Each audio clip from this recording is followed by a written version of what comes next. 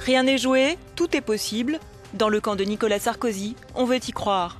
Mathématiquement, la victoire du président candidat exigerait un captage de 80% des plus de 6 millions de voix récoltées par Marine Le Pen.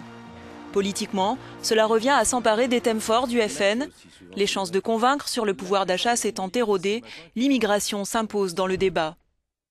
Je dis le mot frontière, c'est pas un gros mot. C'est une erreur d'abaisser les frontières quand l'Europe ne défend pas les siennes.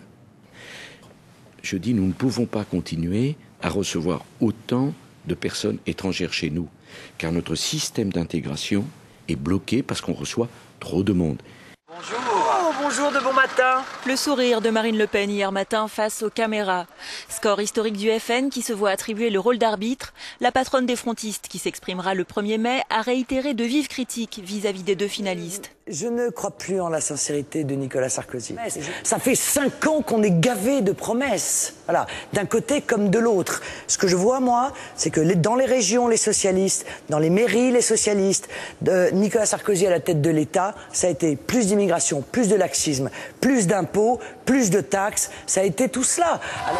François Hollande, lui, dit vouloir capter la colère sociale de ceux qui ont voté FN, ce fameux vote ouvrier qui s'est émancipé du PS à partir des années 80. La pêche aux voix frontistes, exercice imposé et périlleux. Ma position est connue sur la régularisation des sans-papiers au cas par cas, mais dans la dignité. Il laissera penser que nous voulons tout accorder, c'est faux.